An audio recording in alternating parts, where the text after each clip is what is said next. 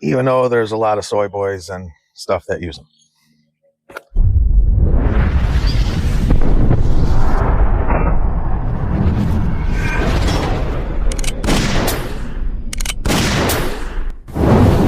So what's up, internet? I'm actually originally making this video for our emailing list, but I might post it. So if you're watching this on YouTube, Rumble, or wherever, how are you all doing too? So one thing I gotta say is that you guys really pay attention to pictures. A while ago, I posted a picture on our emailing list, and in that picture, there was an e-scooter. And you guys have been asking me nonstop what I have it for and what I did with it.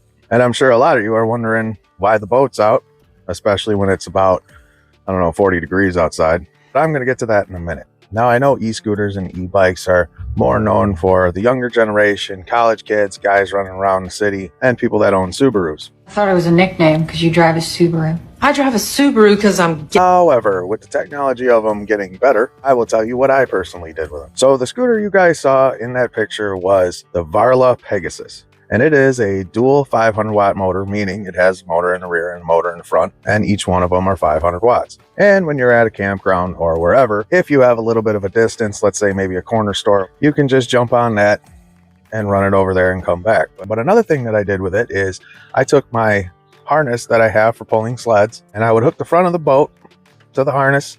I would jump on the scooter and take this close to a river or lake. Sometimes when you're camping, you may be up high, or maybe the trail down to the lake is not big enough for one of these boats, but maybe you can go up the road a bit, and that's a perfect place to put in the boat. And what I would do is I would just fold up the scooter, throw it in the boat, and I would go back to where my campsite is, and the boat's in the water, and my campsite's up on the hill. And when I was done, I would just do it backwards. Now, with the Pegasus, it would do it, but it wouldn't be happy about it. What I mean by that is, if you were going like uphill in any way, of course you have a boat behind you, but it wasn't too happy about it.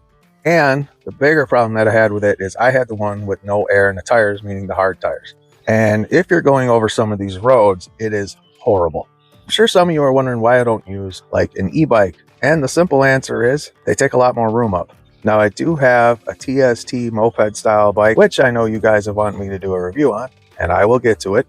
I actually prefer the moped style bikes just because they're a little bit smaller, and usually they come with a little bit wider tire, which is better for off-road. But again, they're still not small. But for those of you that might want to do either one of these, maybe the bike, maybe the scooter, and many people do, my suggestion is to carry with you some sort of power station. As many of you know, in the van, I have a very big battery system because you're going to have to charge it. And also realize, let's say you get 30 miles in your town or in your city, going off-road, you will not get 30 miles. But you probably will kill it, but you do have to be aware when you're out and about that you probably won't get the range that you normally do. So I suggest that you test it out locally so that if you do have to walk, you're not in the middle of nowhere. I'm pretty sure that goes without saying. Now, why don't you see a video about the Pegasus? Well, here's what happened to the poor little Pegasus. I brought the boat down to a boat ramp. Where I was way back in the woods a little bit, and I wanted to go out on the lake, so I brought the boat down to the boat ramp. When I put the boat in the water and I put the scooter up at the dock because I wanted to make sure that the boat was tied up, a guy that was there proceeded to take his boat trailer and back right over it, and it died a horrible death.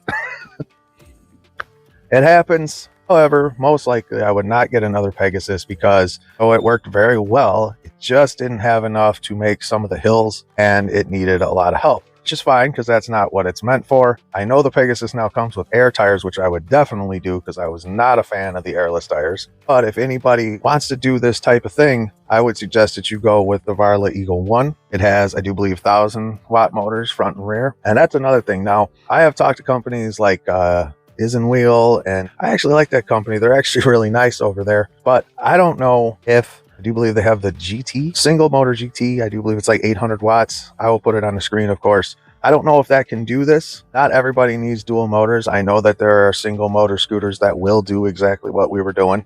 So there are so many of them out there that I cannot really recommend which one will do what and when. I have not used enough of them to make any sort of that call. I do plan to get another one. I actually plan to get a few of them because usually friends or whatever, and we can just boogie around that we're with instead of walking around everywhere when we're at campsites. Now, hiking's a different story. Obviously, if you want to go hiking, you hike. But I cannot recommend a specific one because I couldn't tell you which one does it and which one won't. With that being said, I will put the link to the Pegasus and the Eagle 1 and the Isinwheel and the TST. I will have more reviews on that type of thing, even though there's a lot of soy boys and stuff that use them.